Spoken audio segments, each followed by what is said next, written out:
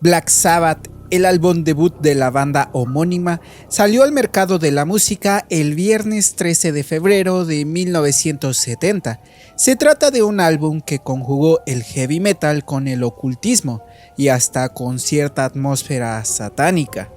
De hecho, desde su portada, este disco evidenciaba que había algo oscuro que reposaba sobre Black Sabbath. El vocalista de Metallica, James Hetfield, comentó que la primera vez que escuchó el álbum se puso sus enormes audífonos y miró fijamente la portada mientras sonaba Black Sabbath.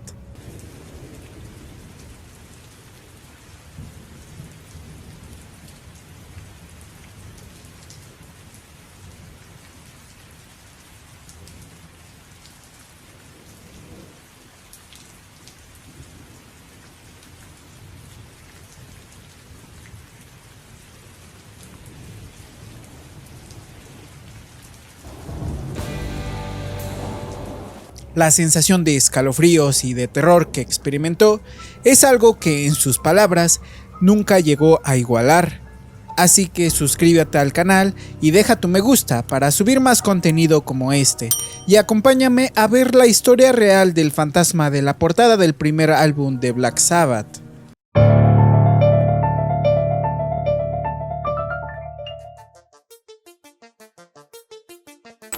Black Sabbath fue la agrupación que lideró el heavy metal desde comienzos de la década de los 70, y precisamente su primer álbum definió su estilo a través de sus letras y sonidos.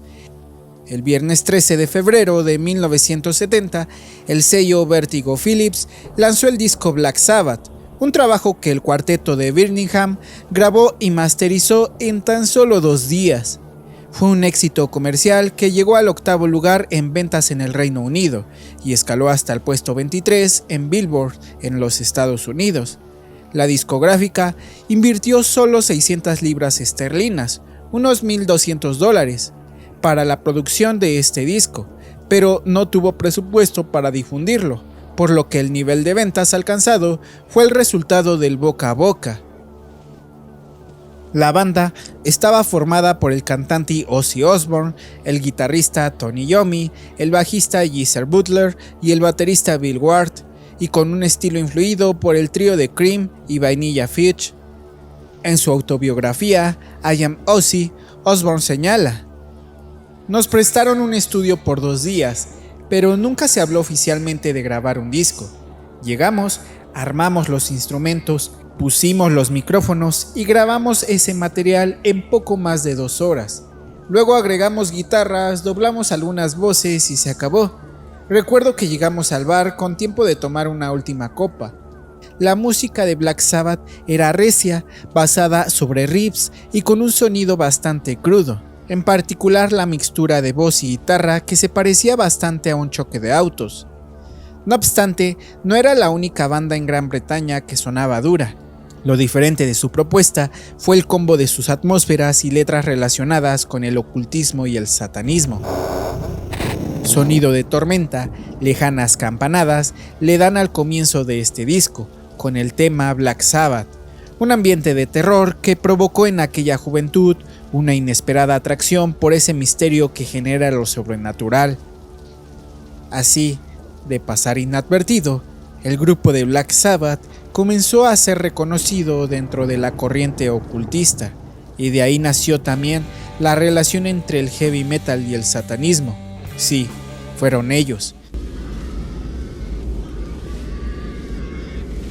Hasta aquí la música, pero sin dudas, la portada del disco jugó un papel determinante. Durante mucho tiempo, la identidad de la mujer que aparece en la portada del álbum era desconocida. Los músicos de la banda afirmaban que la mujer, que daba muy bien el aspecto de bruja, había aparecido misteriosamente en la foto de la casa que está detrás. En este sentido, en la tapa original también pueden entreverse un ángel y un demonio sobre el árbol que está a la derecha de la foto. Por mucho tiempo, esta leyenda fue ampliamente aceptada, y la portada del disco de Black Sabbath estaba envuelta en un ambiente sobrenatural. Sin embargo, fue hasta ahora que finalmente se ha revelado que la figura es Louisa Livingstone, y hace música electrónica en la actualidad. La portada del icónico álbum fue tomada por un joven fotógrafo llamado Keith McMillan.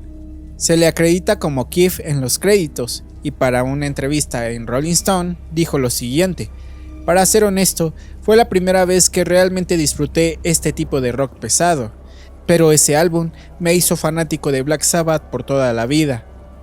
McMillan reclutó a una modelo de 19 años llamada Louisa Livingston, y el rodaje tuvo lugar en Mapleton Watermill, en el condado inglés de Oxfordshire.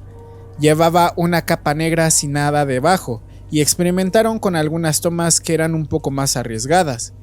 Según el fotógrafo, decidieron que nada de eso funcionaba. Por su parte, Louisa recordó que hacía muchísimo frío y ella prácticamente estaba congelada cuando estaban tomando las fotos. "Tenía que levantarme alrededor de las 4 de la mañana. Kit estaba corriendo con hielo seco, tirándolo al agua. No parecía funcionar muy bien, así que terminó usando una máquina de humo.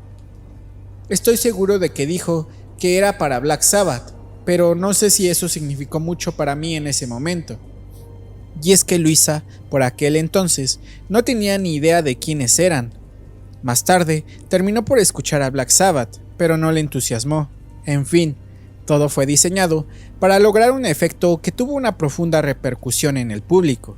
A Black Sabbath se le relacionó durante años con el satanismo, un tema por el cual los músicos no quisieron profundizar en aquellos tiempos. Pero el inesperado éxito del primer disco del grupo tentó al sello discográfico para lanzar el siguiente cuanto antes.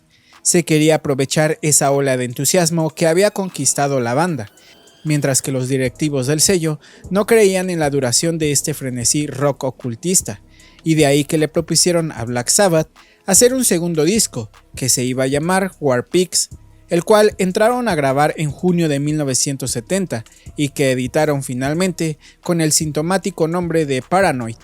El lanzamiento fue el viernes 18 de septiembre de 1970, fecha que coincidió con la noticia de la muerte de Jimi Hendrix por una sobredosis de barbitúricos, tomados de manera accidental. Por su parte, Black Sabbath nació a finales de 1967 como una fusión de dos bandas de la zona de Aston, un barrio industrial de Birmingham. Yomi y Ward venían de separarse de Mythology, mientras que Botley y Osborne de Rare Bird.